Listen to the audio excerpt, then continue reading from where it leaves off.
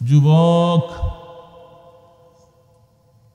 ইসলাম তোমাকে হাতছানি দিয়ে ডাকতেছে। যুবক, ইসলাম বিদ্বেষীরা যেমন ভাবে তোমাকে তাদের খপ্পরে ফেলে ঈমান হারা করার জন্য চেষ্টা চালাচ্ছে, তার থেকে কোটি গুণে বেশি মদিনাওয়ালা হাত পেতে তোমাকে মদিনার কোলের দিকে ডাকতেছে।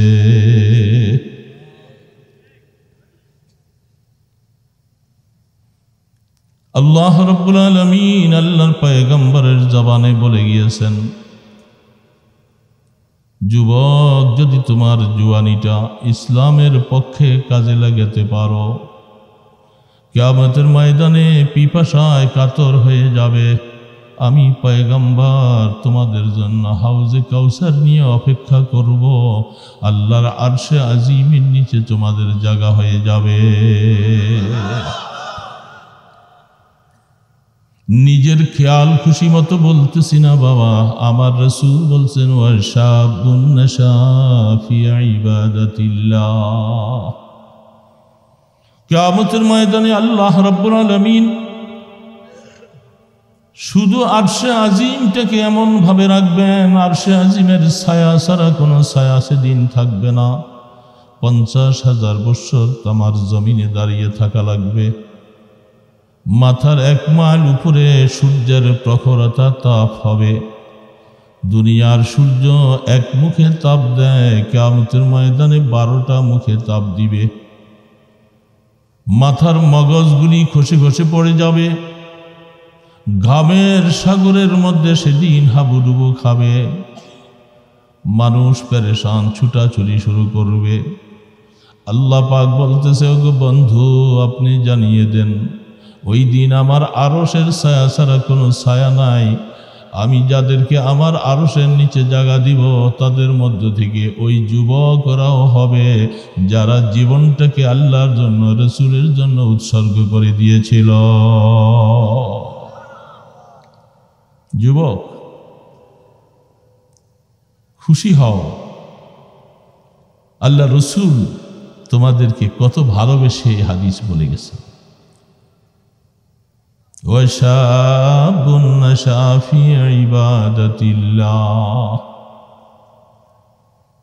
অন্য আয়াতে হাদিসের আরেকটা মর্ম, ওয়ারাজুলুন দাআতহু ইমরাআতু যাতু হাসাবিন ওয়া জামাল ফাকালা ইন্নী আখাফুল্লাহ। যুবক, জওয়ানির তাড়নায় কত দিকে তুমি চলে যেতে পারো, চতুর্দিকে তোমার মনের আনন্দ মিটাবার সব কিছু, সব ব্যবস্থাপনা আছে। ওই সময় যেই জওয়ান আর যেই যুবক কোনো উচ্ছৃঙ্খল দুশ্চরিত্র কোনো সুন্দরী নারী যদি তোমাকে আহ্বান করে, তুমি সাথে সাথে এই কথাটা বলে জবাব দিয়ে দাও, ইন্নী আখাফুল্লাহ। এ মহিলা, তুমি আমাকে পাপাচারের দিকে ডাকছো, অন্যায়ের দিকে ডাকছো, আমি তোমার কথা রাখতে পারবো না। আমার মনে পড়ে যায় আমার আল্লাহ পাকের কথা, আমি আল্লাহকে ভয় করি, তোমার মতো মহিলার দিকে আমি নজর উঠাবো না। সেখান থেকে ফিরে যখন চলে আসবে, আল্লাহ বলে, যুবক, তোমার জন্য আরশের নিচে ছায়া হয়ে যাবে।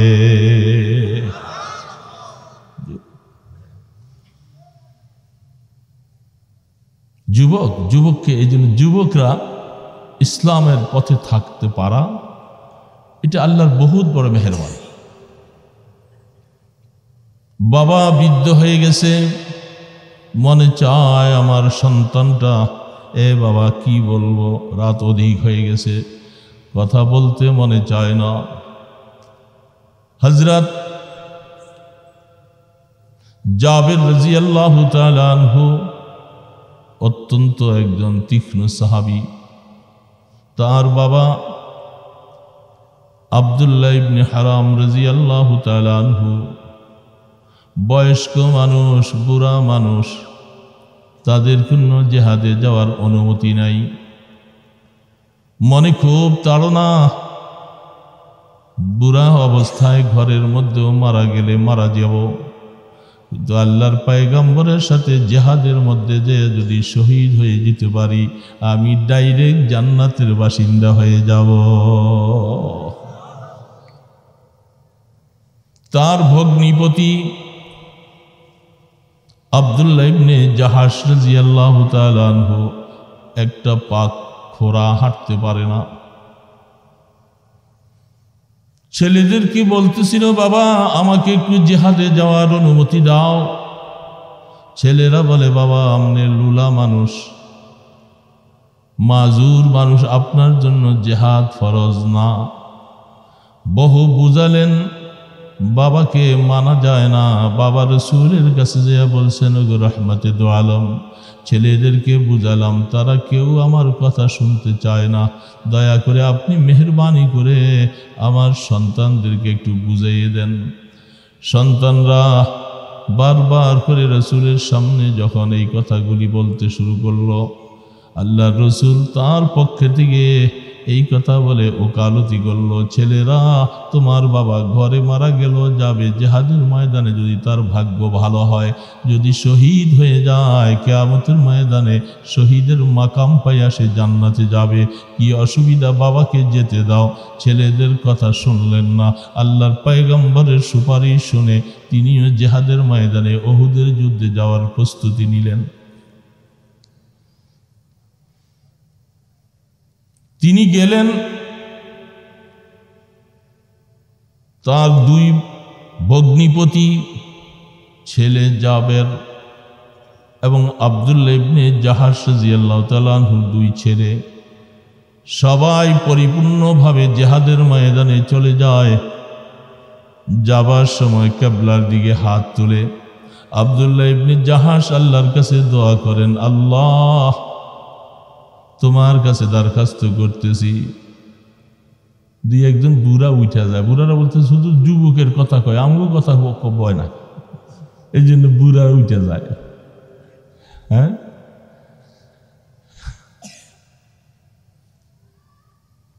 আরে বাবা, কথা তো আমি বলি না, কথা তো আমার আল্লাহ বলছেন, আমার রসুল বলছেন, তাতে তোমার কষ্ট কি? কিরে বুড়ারা, হ্যাঁ, তোমাদের ছেলের জন্য, তোমাদের ভাতিজার জন্য কথা আল্লাহ পাক বলে গেছেন, এগুলি শুনতে চাইলে কি ভালো লাগে না শোনাটা? হ্যাঁ, কি বুড়া বাবা, ভালো লাগে? শুকর আদায় করো, জি বাবা তার সন্তানটা নামাজি, সেই সন্তানটা রোজাদার, সন্তানটা ইসলামের জন্য চোকান্না সজাগ থাকে, সন্তান সবসময় ইসলামের জন্য উদ্গ্রীব হয়ে থাকে, এমন সন্তানের বাবা হতে পারলা, শুকর আদায় করা দরকার।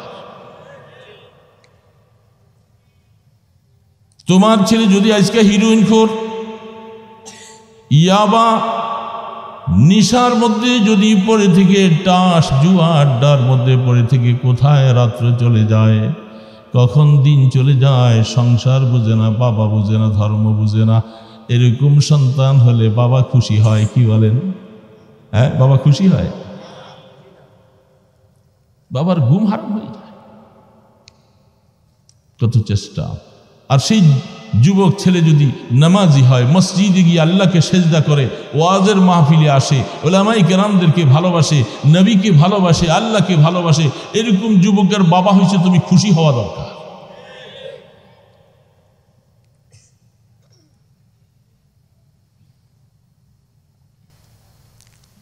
মসজিদের নববী থেকে যখন যুদ্ধের কাফেলা রওনা দিবে উহুদের প্রান্ত, শুক্রবার দিন জুমার নামাজের পরে আল্লাহ রসুল রওনা দিয়েছেন। উহুদের যুদ্ধের প্রেক্ষাপটটা মুসলমান তালাশ করে দেখবা, অনেক অনেক যুবকেরা বদরের যুদ্ধ, ইসলামের প্রথম যুদ্ধে যাইতে পারে নাই। আল্লাহর পয়গম্বরের কাছে যখন উহুদের যুদ্ধের ঘোষণা যখন আসলো, বড় বড় মুরব্বী সাহাবীরা যারা বলতেছে, রসুল মদিনা শরীফ থাইকে আমরা কাফেরদের সাথে মোকাবেলা করব, বাহিরে যাব না। যুবকগুলি দল বন্ধ হয়ে আল্লাহর পয়গম্বরের কাছে যে আপিল করলেন, রাহমাতুল আলম মনের তামান্না ছিল কাফেরদের সাথে একটু যুদ্ধ করব, বদরের যুদ্ধে যেতে পারি নাই। আজকে উহুদের যুদ্ধের ঘন্টা যখন বেজে গেছে, আমাদের মনে চায় আমরা ময়দানে গিয়ে কাফেরদের সাথে জিহাদ করব।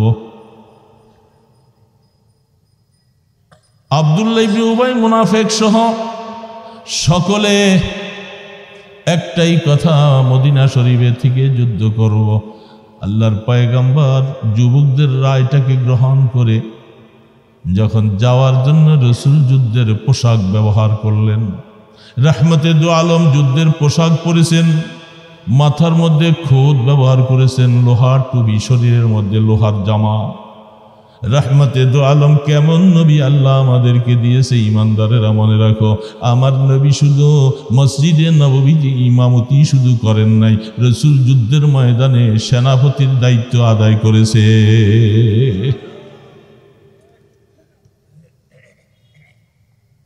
যুদ্ধের পোশাক পরে প্রস্তুতি নিতেছেন।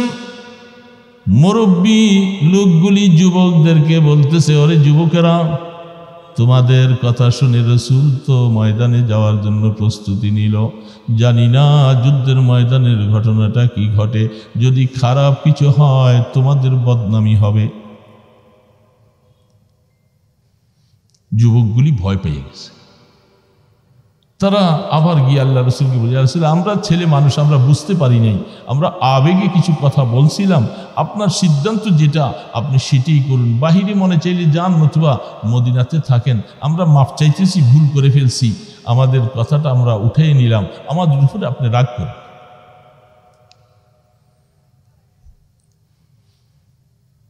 মুরব্বীরা তাদেরকে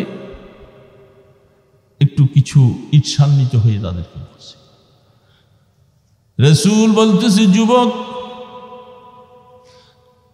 নবী যখন যুদ্ধের প্রস্তুতি নিয়ে যুদ্ধের পোশাক যখন ব্যবহার করে ফেলে, ময়দানে যাইয়া যুদ্ধ করার আগ পর্যন্ত নবীর জন্য পোশাক খোলা জায়েজ না। সাধারণ এই জন্য যুদ্ধের পোশাক পরেছি, আল্লাহ পাক ফয়সালা যা করেন তাই হবে, চলো ইনশাআল্লাহ রওনা দিচ্ছি। সৈন্যের সংখ্যা মাত্র 1000, কাফেরদের সংখ্যা 3000, মুসলমানদের অস্ত্রশস্ত্র কিছু নেই। কতটুক যাওয়ার পরে মুনাফিক উবাই বলতেছে,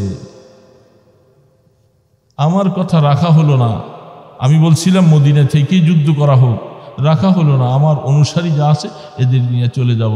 তার অনুসারীর সংখ্যা প্রায় 300 জন নিয়ে সে ফিরে চলে আসলো। সংখ্যা কতজন? আর মুসলমানদের সংখ্যা মাত্র 700, মোকাবেলা করতেছে 3000-এর। যাই হোক, সেটা বিশাল বিশাল কথা।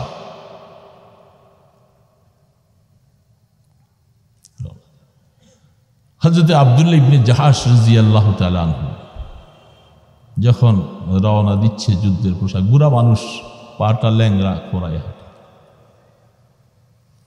কাবার দিকে হাত তুলে দোয়া করে মসজিদে নববীতে,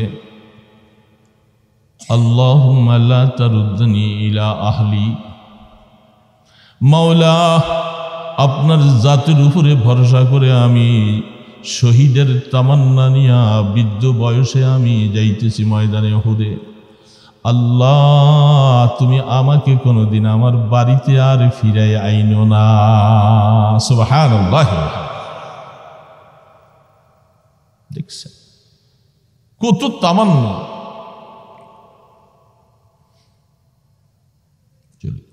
আল্লাহর কি শান। 2 ছেলে, বগ্নিপতি, ফুফা, 4 জন শহীদ, 4 জন শহীদ। হযরত জাবের রাদিয়াল্লাহু তাআলা আনহু বলেন, বুখারী শরীফে কিতাবুল জিহাদ খুলে দেখো, মুসলমান বাবাজিরা, রাতকে রাত বললে রাত শেষ হয়ে যাবে, ঘটনা শেষ হবে না। যখন উহুদের ময়দানে 70 জন সাহাবী শহীদ হয়ে যায়, যুদ্ধের পল যখন ঘুরে গেল, এই সময় 70 জন শাহাদত বরণ করলেন রাহমাতে দো আলম। তিনিও একা হয়ে গেলেন। সাহাবায়ে কেরাম সকলে কাফেরদের হত্যার ভয় অবস্থায় দুর্বৃত্ত হয়ে ছিটে পড়েছে। রাসূলের পাশে কেহ নাই। আল্লাহর পয়গম্বর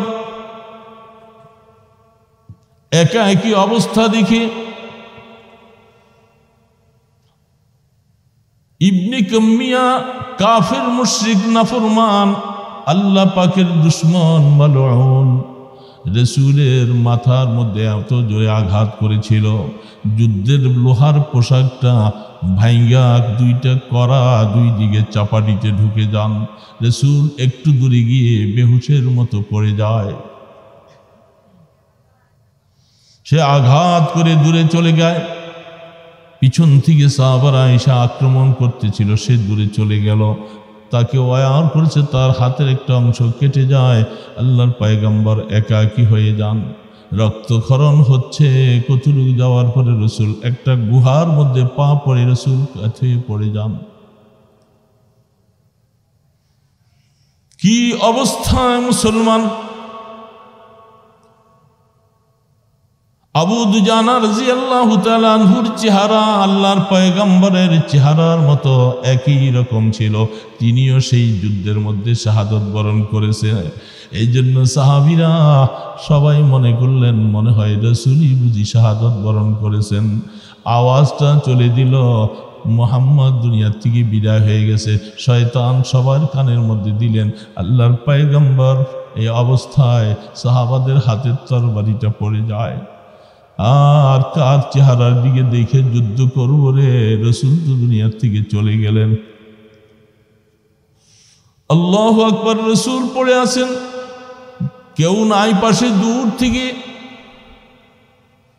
হযরতে আতিকা রাদিয়াল্লাহু তাআলা আনহু তিনি দৌড়তেছেন, ছুটতেছেন। নজর করে দেখে যুদ্ধের পোশাকের ভিতরে দুইটা চক্ষু শুধু দেখা যায়। নজর করে দেখা যায় ওই যুদ্ধের পোশাকটার ভিতর থেকে নূরের স্ফুলিঙ্গের মতো দুইটা নূরের পাওয়ার ফোকাস বাইর হইতেছে। দূর থেকে দৌড়াইয়া বলে, আর তো কেউ নয়, তিনি তো আপনার আমার নবী মুহাম্মদ রাসূলুল্লাহ। দৌড়াইয়া কাছে আসছে। রাসূল কথা ভালো করে বলতে পারে না, একটু আওয়াজ দিয়া বলতেছে, আমি মরি নাই রে সাহাবী, তাড়াতাড়ি আসো, আমাকে একটু উঠাইয়া একটু নীরব জায়গার মধ্যে নিয়ে যাও।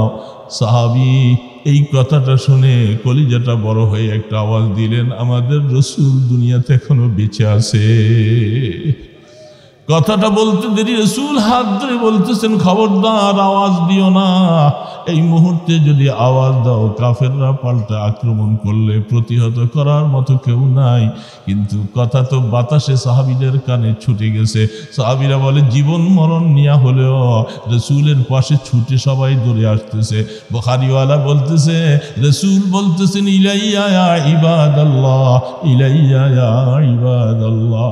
এগো সাহাবীরা, তোমরা কোথায় গেল? আসো আসো, ফিরে আসো, আমি রাসূল এখনো বেঁচে আছি, আমার কাছে ফিরে আসো।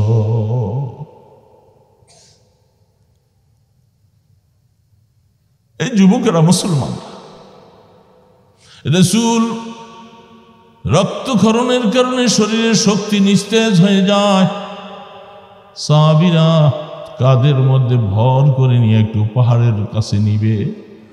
পাহাড়ের উঁচু জায়গায় রাসূল উঠতে পারে না, শরীরে শক্তি নাই। হযরতে তালহা রাদিয়াল্লাহু তাআলা আনহু বলতেছেন, রাসূল রাহমাতুল লিল আলাম, উপরে আপনি উঠতে পারেন না, আমি মাটির মধ্যে, আমি আমার পিঠটাকে পাইতে দেয়, আপনি পিঠের মধ্যে পাওটা রাইখা উপরের মধ্যে সিঁড়ির মতো উঠেন। ঠিক সাথে সাথে সিঁড়ির মতো নিজে শুয়ে যান। রাহমাতুল লিল আলাম তার পিঠের মধ্যে পা রেখে উপরের মধ্যে যখন উঠে যায়, উঠার সাথে সাথে রাসূল বলেন, কাদো ওয়াজাবাত, আরে মনে রাখো তালহা, জান্নাত তোমার জন্য ওয়াজিব হয়ে গেছে। আল্লাহর পয়গম্বরকে তুমি এইভাবে নিজের পিঠটা বেঁধে তুমি সিঁড়ির মতো বানাই দিলা, কিয়ামতের ময়দানে তোমার এই পিঠ কোনোদিন জাহান্নামে যাবে না। হযরত তালহা রসুলের ইজ্জত রক্ষা করতে গিয়ে সামনে রসুলকে পাহাড়ের পাদদেশে রেখে শত্রুরা পিছন থেকে যখন টের পাইল রসুল এখনো বেঁচে আছেন, তারা দূর থেকে আক্রমণ করে তীর মারা শুরু করেছে। হযরত তালহা চিন্তা করেছেন রসুলকে পিছ দিয়া কেমন করে দাঁড়াই। আল্লাহ রসুলকে পিছ দিয়া দাঁড়ানো যায় না, এই জন্য শত্রুর দিকে পিঠ দিয়া বলে সমস্ত তীর আসবে তো পিঠের মধ্যে লাগবে, আমি জীবনটা শেষ করে দিব, একটা তীরও যেন আমার বন্ধু রসুলের গায়ে পড়ে না। 80টার উপরে তীর তার পিঠের মধ্যে পড়ছে। হযরত তালহা আল্লাহ রাব্বুল আলামিন তাকে হায়াতে বাঁচিয়ে রাখছেন। এই অবস্থায়ও হযরত তালহা রাদিয়াল্লাহু তাআলা আনহু তীরগুলি সব পিঠের মধ্যে নিলেন। রাসূল এখানে একটু আরাম করতেছিলেন। আবু উবাইদা রাদিয়াল্লাহু তাআলা আনহু, হযরত ফাতেমা, আলী এবং আবু বকর সিদ্দিক দৌড়ে আসলে রাসূলের কড়াটা বাইর করতে পারে না, হাতের টান দিয়া বাইর করে না, এবং কঠিনভাবে চাপাটিতে লেগে যায়। হযরত আবু উবাইদা আল্লাহর পয়গম্বরের মাথার মধ্যে জোরে চাপ দিয়া দাঁত দিয়া কামড় দিয়া কড়াগুলি উঠাই দিয়েছেন, তার দাঁত ভেঙে যায়। আল্লাহর পয়গম্বরের দান্দান মোবারকও দুটো শহীদ হয়ে যায়। রক্ত ফিঙ্কা দিয়ে ছুটেছে। হযরত ফাতেমা রাদিয়াল্লাহু তাআলা আনহা দূর থেকে তাড়াতাড়ি আইসা পানি ঢালতেছে বারবার করে, রক্ত বন্ধ হয় না। চাপাটিগুলাকে কুইরা এইভাবে করে ছাই তৈরি করা এই ক্ষতস্থানের মধ্যে বারবার করে দিতে দিতে রক্ত বন্ধ হয়। তখন ফাতেমা রাদিয়াল্লাহু তাআলা আনহা চোখের পানি ছেড়ে কান্দে, আরে ওই জাতি যারা রাসূলের রক্তকে এইভাবে খরণ করলা, তোমাদের কোনোদিন মঙ্গল হবে না রে। কেমন করে পারলি তোরা এই সোনার শরীরটার মধ্যে তোরা আঘাত করতে? বারবার করে চোখের পানি ফেলে আর কান্দে। আল্লাহ রসুল একটু সামান্য সুস্থতা বোধ করলেন, আবার সাহাবায়ে কেরাম নতুন উদ্যমের সাথে আবার কাফেরদের সাথে মোকাবেলা শুরু করলেন। আল্লাহ পাক মেহেরবানি করে হুঙ্কারের সাথে মুসলমানদেরকে রক্তক্ষরণ অবস্থার পরেও আবার বিজয়ী দিলেন, কাফেররা পালাইয়ে যাওয়াতে বাধ্য হয়েছে। এই সময় যখন শহীদের লাশগুলাকে একত্রিত করা হচ্ছে, ওই সময় হযরত জাবের রাদিয়াল্লাহু তাআলা আনহু বলেন, আমার ফুফি তিনি তার মেয়েকে নিয়ে ওহুদের দিকে দৌড়াইয়া ছুটে আসতেছে। যখন আসতেছিল পথের মধ্যে একজন বলতেছে, আরে তোমার স্বামী তো শহীদ হয়ে যায়, তোমার 2টা ছেলে শহীদ হয়ে যায়, আল্লাহু আকবার, তোমার ফুফাও শহীদ হয়ে যায়। 4 জনের শাহাদতের সংবাদ মহিলার কানে শোনালেন। বুখারী শরীফের মধ্যে খুলে দেখেন, ইমাম বুখারী রহমতুল্লাহ আলাইহি বলতেছেন, তিনি ডাক দিয়া বলে, আমার স্বামী শহীদ, আমার 2টা ছেলে শহীদ, আমার ভগ্নিপতি শহীদ, আমি কোনোটা শুনতে চাই না, আমি শুনতে চাই আমার নবী কি অবস্থা আছে, আমার নবী কেমন আছে, আমাকে একটু শোনাও। যখন বলছে যে আল্লাহ রসুল হায়াতে বেঁচে আছে, তুমি খুশি হও, বলে না আমার কাছে শান্তি লাগে না, আমাকে এক নজর দেখাও, আমি দূর থেকে যেন একটা নজর দেখি আল্লাহ রসুল হায়াতে বেঁচে আছে। তখন দূরের থেকে মহিলা দেখা বলে, ওগো রসুল, আপনার চেহারাটা এক নজর দেখার পরে আমার সমস্ত দুঃখগুলি সব ঘুচে গেছে, আমার বাবা ছেলে ভগ্নিপতি শহীদ হয়ে যায়, কোনো আফসোস নাই। পয়গম্বর, আপনার পরে আমার সব পেরেশানিগুলি তুচ্ছ হয়ে যায়।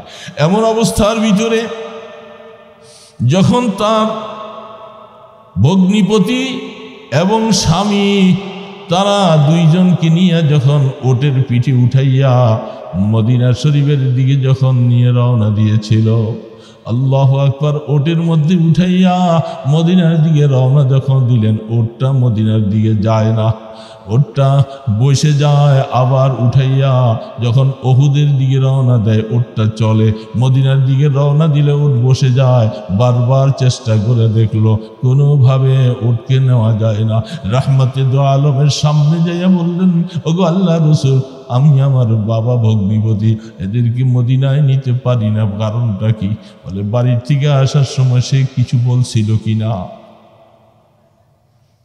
বলে হ্যাঁ, সে বলছিল, আল্লাহ তুমি আমাকে উহুদের থেকে আর কোনোদিন বাড়িতে ফিরে আইনো না। আল্লাহ রসুল বলেন এই দোয়াটা আরশে আজিমের মধ্যে কবুল হয়ে গেছে।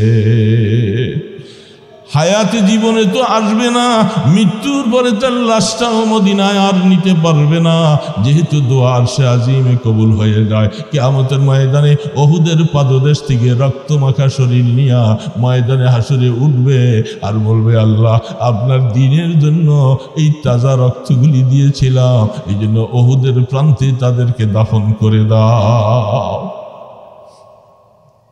মুসলমান, এই সমস্ত ইতিহাস কি মিথ্যা? এই হাদিস কি মিথ্যা? ইসলামের জন্য, দ্বীনের জন্য রাসূল রক্ত দিলেন, সাহাবায়ে কেরাম জীবন বিসর্জন দিলেন। সাহাবায়ে কেরাম ক্ষুধার যাতায় টিকতে পারে না, একটু খেজুর খাচ্ছে, হঠাৎ করে দেখতেছে আক্রমণ চলতেছে, খেজুরটা হাত থেকে ফেলে দিলেন, ফেলে দিয়া বলতেছে, খেজুর তো আমি জান্নাতে যেয়ে খাবো পেট ভরে। এবং সে বলতেছে, ওয়াল্লাহি লা আজুদু রিহা, আমি গ্রান পাইতেছি, মিন কাবালে উহুদ লিহাল জান্নাহ, আমি জান্নাতের গ্রান উহুদের দিকে থেকে পাইতেছি। কথা বলে খেজুরগুলি ফেলে দিল, সামনে কদম বাড়লেন, কাফেরদের সাথে যুদ্ধ লেগে গেল। পিছন থেকে পাল্টা আক্রমণ এসে যখন মাটিতে লুটে পড়ে যাচ্ছে, তখন বলতেছে, ফুস্তু রাব্বিল কাবা, ফুস্তু রাব্বিল কাবা, ফুস্তু রাব্বিল কাবা। বলে আল্লাহর পাকের এই বাইতুল্লাহর রবের কসম, আমি কামিয়াব, কামিয়াব, আমি জান্নাতে চলে যাচ্ছি, জান্নাতে চলে যাচ্ছি। এরে বাবা, সেই সমস্ত হাদিস, সেই কোরআন যেগুলি ওলামায়ে কেরামদের সামনে থাকে, তারা কি কোনোদিন এই সমস্ত বাতিলের বিরুদ্ধে করতে গিয়ে তারা কি পিছপা হয় কোনোদিন? জীবন তো একটাই, জীবন চলে যাবে, কি হবে? কি হবে? এই জীবনের দামটা কি? আল্লাহ রসুলের ইজ্জত থাকবে না, আল্লাহ রসুলের ইজ্জত মিটে যাবে, আর আমি বেঁচে থাকবো, এটা তো হতেই পারে। আমাদের মুরব্বীরা যারা ছিলেন, যারা আমাদের আকাবিরিন, যারা আমাদেরকে সেই রাস্তা দেখাইয়েছেন, যারা ইসলাম বিদ্বেষী, ইসলামের বিপরীত এবং আলেম ওলামাদের উপরে আক্রমণ, জুলুম, নির্যাতন যখন শুরু হবে, তখন দেশটা কি হবে এটা আল্লাহ ছাড়া কেউ জানে না। সরকার কিন্তু খুব অন্যদিকে হাঁটছে, যে তার জন্য ভালো শুভ বয়ে আনবে না, ভুলের দিকে যাচ্ছে। আলেম ওলামাদেরকে ভিন্ন নজরে দেখতেছে, ভালো নজর না। আরে তোমাদের রাষ্ট্রের প্রতি আমরা কিছুই নজরে করি না, এটার মধ্যে প্রস্রাব করলেই বা কি আসে যায়? এই গদি, আমরা এই গদি চাই না। তোমাদের ক্ষমতা তোমরা করো, আমরা চাচ্ছিলাম তোমাদেরকে একটু বুঝাইতে, তোমরা কেন আযাবের দিকে যাচ্ছ? কিয়ামতের ময়দানে এই ছবি এইভাবে তৈরি করবা, বানাইবা, মূর্তি বানাইবা, কিয়ামতের ময়দানে আল্লাহ রসুল বলবে, আল্লাহ পাক বলবে, এগুলো জীবন দাও। যেহেতু মানুষের জীবন্ত কোনো জিনিসের উপর রূহ দেওয়ার জিম্মাদারি আমার আল্লাহর, আমার কাজটা যেহেতু তোমরা নিছো, এগুলোর রূহ দাও, পারবে না। তখন শাস্তি, কঠিনতম শাস্তি শুরু হবে। তা আমরা শাস্তির থেকে তাদেরকে বাঁচাবার জন্য দরদ মাখা সরে তাদেরকে বলছি, তারা আমাদেরকে উল্টা বুঝতেছে, তাদের আমাদেরকে ভুল বুঝতেছে, কিছু করার নাই। যদি ভুল বুঝে, খুতবার মধ্যে বলছিলাম আজকে, আল্লাহ তাবারক ওয়া তাআলা, আল্লাহ রসুল হাদিসের মধ্যে বলছেন, কোন এলাকার মধ্যে যখন অন্যায় শরীয়ত বিরোধী যখন কোনো কাজ যখন হতে থাকে, ওই এলাকার মানুষ যদি এটাকে ফিরাবার চেষ্টা না করে, আল্লাহ আযাব আর গজব আমভাবে দিবে, তখন কেউ বাঁচতে পারবে না। আমরা এই আযাব, আল্লাহর আযাব গজবের ভয়ে তোমাদেরকে হাতে ধরে ধরে বারবার বুঝাইতে চাচ্ছিলাম, এ ছাত্র ইয়ের ভাইয়েরা, অমুকেরা তমুকেরা, তোমরা বুঝো না কেন? আমরা তোমাদের দুশমন ছিলাম না, আমাদেরকে তোমরা দুশমন ভাবছো। আমরা তোমাদের বন্ধু ছিলাম। আল্লাহর কসম খাইয়া বললে কাফারা লাগবে না, আমরা তোমাদের গদি চাইছি না। তোমরা গুনাহ থেকে বাঁচো, দেশকে বাঁচাও, গজব থেকে দেশকে বাঁচাও। এই যে এক করোনা নামক এক গজব যে সারা বিশ্বের মধ্যে দিয়েছেন, আমার আল্লাহর কিছু করতে পারছো? সারা পৃথিবীতে এইভাবে যে এমন একটা আতঙ্ক ছড়িয়ে দিল, না মা ছেলের কাছে আসে, ছেলে মায়ের কাছে যায়, স্ত্রী স্বামীকে দেখতে পারে, স্বামী স্ত্রীর কাছে আসে, মরে আছে, কেউ কারো সংস্পর্শে নাই, কোনো ডাক্তার নাই, কেউ নাই, মাটি দিতেও কেউ নাই। এটা আল্লাহ পাকের কত বড় গজব। এত বড় বড় শক্তিধর রাষ্ট্র, সব কিছু অস্ত্র শস্ত্র তাদের কাছে, সারা পৃথিবীকে একটা মুহূর্তের ভিতরে তারা ধ্বংস করে দিতে পারে। এত কিছু থাকার পর কই করোনার সাথে পারলা না দেখি? পারলে কয়েকটা বোম মাইরা দেওয়া না দেখি? পারছে? পারবে না।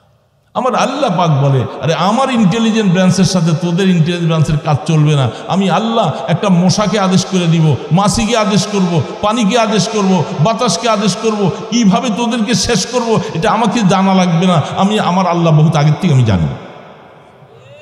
এই জন্য ভাইয়েরা আমার, যাই হোক, কথা বলবো না, রাত অনেক হয়ে গেছে, স্বাস্থ্য ভালো না। তো যেটাই কথাটা, কখন কি পরিস্থিতি হবে জানি না, কি পরিস্থিতি হবে জানি না। আবার মামলা মোকদ্দমার দিকে তারা হাঁটতেছে, হেফাজতের মামলাগুলি আবার চাঙ্গা করবে, আমাদেরকে অ্যারেস্ট করবে, জেলে নিবে, আমাদেরকে নির্যাতন করবে, সেই পথে হাঁটতেছে। কিন্তু মনে রাখো, জমিনে বৈশা তোমরা ষড়যন্ত্র করতেছ, তোমাদের প্রপাগান্ড খেলতেছ, আসমানওয়ালা তোমাদের ব্যাপারে তিনিও খেয়াল করতেছে যে তোমাদেরকে কি করবে। আসমানওয়ালা ছেড়ে দিবেন না তোমাদের। আল্লাহ পাকের কোরআন যদি সত্য হয়, হাদিস যদি সত্য হয়, রসুল যদি সত্য হয়, আল্লাহ তোমাদেরকে ছেড়ে দিবে না, মনে রাখবা। কতক্ষণ ক্ষমতা, যত বড় ক্ষমতাধর, কই পাল্লা না, করুণার ভয়ে কত ভিতরে যে লুকাই তো থাকো, কিন্তু সেখানেও আল্লাহ ঢুকাই দিছে। হ্যাঁ, যত বড় পালোয়ান হোক না কেন, 3 বার বুমিয়ার দাস্ত হইলে তুমি ধরাশায়ী হয়ে দাও। হ্যাঁ, কি এত শক্তি, কই তোমার এত অস্ত্র শস্ত্র, এত সৈন্য সামন্ত, এগুলি কোথায়? একটাও বাঁচাইতে পারবে না আল্লাহ পাক থেকে। আমরা আল্লাহকে বিশ্বাস করি, আল্লাহর কোরআন বিশ্বাস করি, জীবন এগুলার পিছনে কাটিয়ে দিছি। আমাদেরকে তোমরা কোনোভাবে এর থেকে পিছপা সটাতে পারবা না, কারণ আমরা স্বচক্ষে আল্লাহর কোরআন হাদিস দেখে দেখে ঈমান আনছি। আমরা তোমাদের মতো মুখস্থ ঈমান আনি নাই। এই জন্য ভাইরা, দোয়া করতে থাকেন, আল্লাহ পাক যেন তাদেরকে এখনো সুবুদ্ধি দান করে, তারা যেন সংঘাতের দিকে না যায়।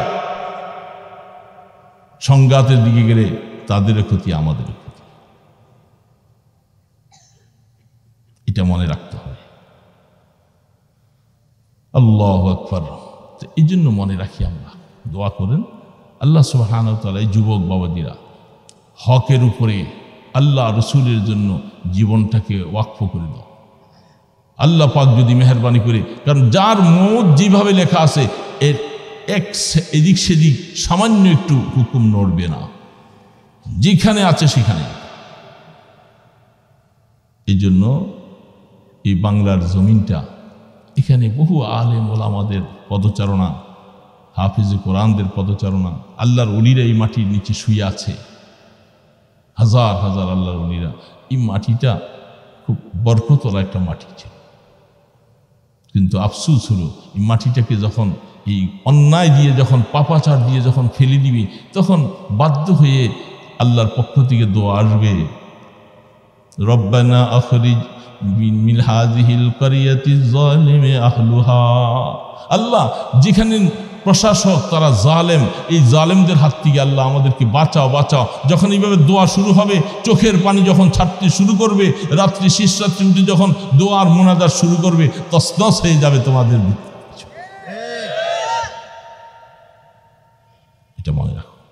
আল্লাহ সুবহানাহু ওয়া তাআলা আমাদেরকে সংক্ষিপ্ত কয়েকটা কথা বললাম, আয়াত পড়ছি, হাদিস পড়ছি, এগুলি হলো, এটা আল্লাহ সুবহানাহু ওয়া তাআলা যেন একটু মেহেরবানি করে আমাদের প্রতি যেন একটু সদয় হন।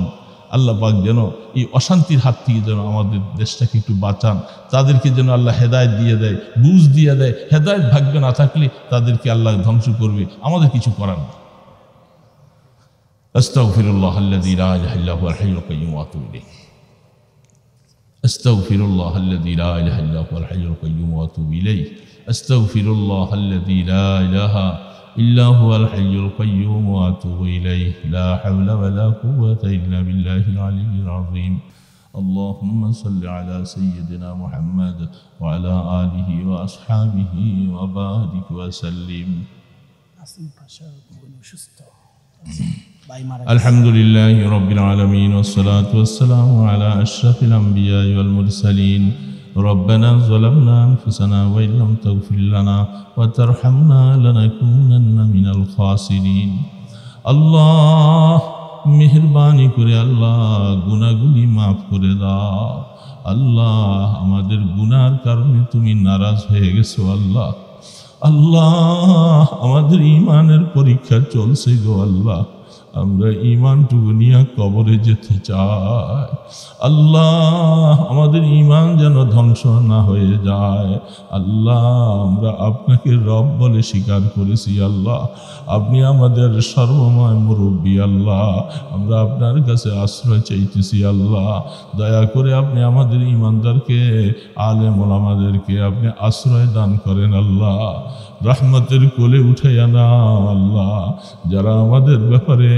উৎসারণা করে চোখ রাঙ্গা করে আমাদেরকে ভয় ভীতি দেখায় আল্লাহ তুমি তাদের ব্যাপারে তোমার রবটাকে প্রকাশ করে দাও আল্লাহ আল্লাহুম্মা আনজিল আলাইহিমুর রব আল্লাহুম্মা আনজিল আলাইহিমুর রব আল্লাহুম্মা আনজিল আলাইহিমুর রব আয় আল্লাহ তোমার কাছে সব ক্ষমতা আছে আল্লাহ যারা তোমার জমিনে চোখের পানি ছেড়ে সেজদা দেয় তোমাকে ডাকে তোমার কোরআন পড়ে আল্লাহ এদেরকে তুমি জালেম দিয়া শাস্তি দিও না আল্লাহ আল্লাহ জালেমদের থেকে আমাদেরকে হেফাজত করো আল্লাহ আলেম ওলামাদের হেফাজত করো আল্লাহ মাদ্রাসা মসজিদগুলি হেফাজত করো দিনদার মুসলমানদেরকে হেফাজত করো আল্লাহ আয় আল্লাহ মেহেরবানি করে আল্লাহ মওতের সময় ঈমান নসিব করে দিও আল্লাহ এই যুবকগুলাকে কবুল করে লও আল্লাহ দ্বীনের জন্য তাদের সিনাকে খুলে দাও আল্লাহ হিম্মত বাড়াইয়া দাও আল্লাহ আগামী দিন যতদিন বেঁচে থাকে ইসলামের পক্ষে কাজ করার তৌফিক দাও আল্লাহ কিয়ামতের ময়দানে তাদেরকে যে পুরস্কার দিবে বলছো আল্লাহ এই পুরস্কারটুকু পাওয়ার তৌফিক দান করে দাও আল্লাহ ইয়া আল্লাহ অসুস্থদেরকে শিফা দান করে দাও ইয়া আল্লাহ কোন পাশা যেন অসুস্থ আছে আল্লাহ তাকে তুমি শিফায়ে কামিলা দান করে দাও আমরা যারা বিভিন্ন রোগে কষ্ট পাইতেছি আমাদেরকে শিফা দান করে দাও আল্লাহ এলাকার মধ্যে তুমি রহমত নাজিল করো ইয়া আল্লাহ মেহেরবানি করে এই মাহফিলকে কবুল করে নাও যুবকদেরকে কবুল করে নাও মুরব্বীদের গুনাহ খাতা মাফ করে দাও মুরব্বীদেরকে আল্লাহ যুবকদেরকে সাহস বাড়াইবার তৌফিক দিয়া দাও ইয়া আল্লাহ লক্ষ কোটি দুরূদ সালামের হাদিয়া সোনার মদিনায় পৌঁছাইয়া দিও আল্লাহ আমরা তোমার নবীকে ভালোবাসি কিয়ামতের ময়দানে হাউজে কাউসার নসিব করে দিও اللهم صل على روح سيدنا محمد في الأرواح وعلى جسده في الأجساد وعلى قبره في القبور صلى الله تعالى على خير خلقه محمد وعلى آله وأصحابه أجمعين برحمتك يا أرحم الراحمين السلام عليكم